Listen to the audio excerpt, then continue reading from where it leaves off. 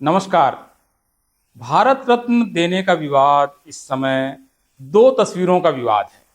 और इन दो तस्वीरों को सबसे पहले तो आप देख लीजिए कि तस्वीरें क्या हैं। एक तस्वीर वो है जो भारत की महामहिम राष्ट्रपति को बहुत ऊंचे स्तर पर प्लेस कर रही है, जिनकी कुर्सी आप देखिए।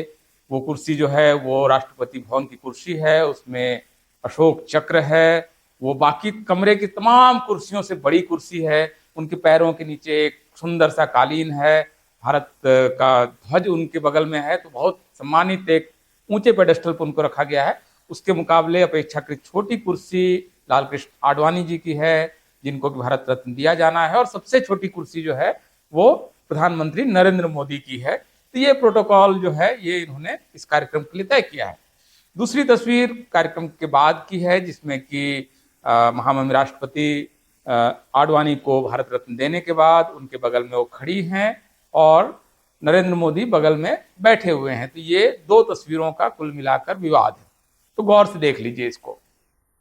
देखिए, ऐसे तो भारत रत्न देने पर कोई विवाद होना नहीं चाहिए। भारत सरकार का ये एक तरह से प्रेरोगेटिव है और वो ये पुरस्कार किसको देना है तय करती है। हालांकि लालकृष्ण आडवाणी को दिया जाए या ना दिया जाए, इसको लेकर अलग अलग राय है। मेरी निजी राय है कि लालकृष्ण आडवाणी चूंकि बड़े विवादों में रहे हैं तो भारत रत्न उनको नहीं मिलना चाहिए। ये मेरी बहुत सुचिंतित राय है, क्योंकि वो बाबरी मस्जिद गिराए जाने के मुकदमे में वो आरोपी भी रहे। हालांकि बाद में वो केस उन पर से खत्म हुआ, लेकिन एक बहुत विवादित व्यक्तित्व तो वो रहा ही है, जिसको लेकर भारत में आम सहमति नहीं बन सकती है। आम सहमति भारत में बनना ऐसे भी काफी मुश्किल होता है।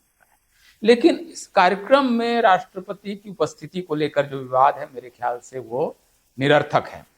इस कार्यक्रम में राष्ट्रपति ने तय किया कि लालकृष्ण आडवाणी की वरीयता को देखते हुए, उनके स्वास्थ्य को देखते हुए, क्योंकि वो खुद खड़े नहीं हो सकते हैं, ये जो स्थिति है उसके हिसाब से उन्होंने उनके यहाँ जाकर इस पुरस्कार को देना तय किया। और वो एक लालकृष्ण आडवाणी का जो ड्राइंग रूम है वो उस समय के लिए राष्ट्रपति भवन में तब्दील हो गया प्रोटोकॉल के हिसाब से, क्योंकि राष्ट्रपति वहां पर मौजूद हैं। और भारत सरकार का जो एक सील है, जो अशोक चक्र है, उसके साथ एक बाकायदा कुर्सी आती है। सारा प्रोटोकॉल उसके हिसाब से तय होता है। प्रधानमंत्री की कुर्सी उनके मुकाबले काफी छोटी लगाई जाती है। तो मेरे ख्याल से महामहिम राष्ट्रपति को सम्मान पूरी तरह से दिया गया है। खड़े होकर उनको पुरस्कार देना बिल्कुल सही है, क्योंकि पहले भी तमाम राष्ट्रपति व्हील चेयर पे जो लोग हैं या अशक्त हैं, उनको उनके पास जाकर या खड़े होकर उनको पुरस्कार या कोई सम्मान देते रहे हैं, देती रही हैं। तो ये एक कोई अद्भुत चीज नहीं हुई है, ये तो इसको समझने की जरूरत है।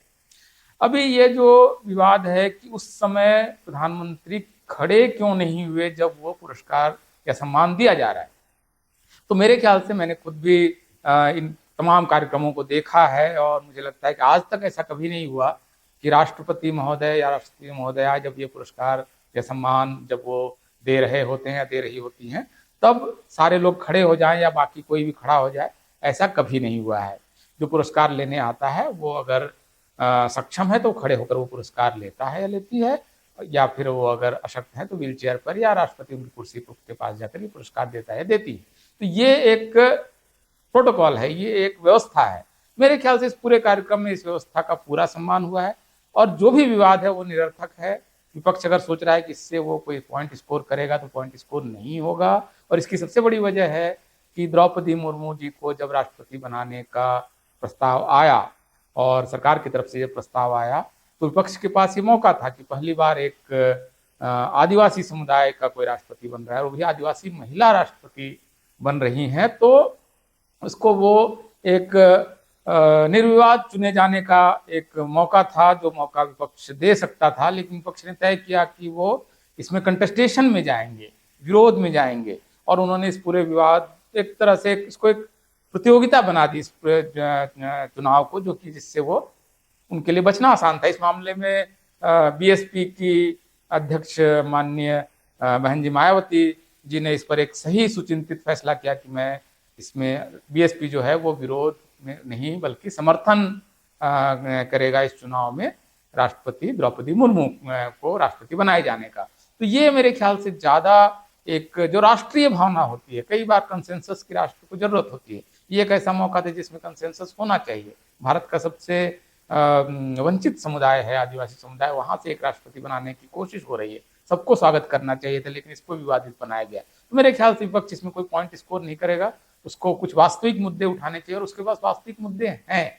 उन मुद्दों को छोड़कर वो अगर इन मुद्दों पर, मतलब जिसको बोलते हैं कि पेड़ की आप तना या डाली को छोड़कर आप पत्तियां नोच रहे हैं, इससे कुछ हासिल नहीं होने वाला है। इस बात को मेरे ख्याल से समझने की जरूरत है। बहुत बहुत शुक्रिया, धन्यवाद। ये विवाद जो है ये निरर्थक विवाद है, इसमें मेरे ख्याल से आप लोगों को पढ़ने की जरूरत नहीं है।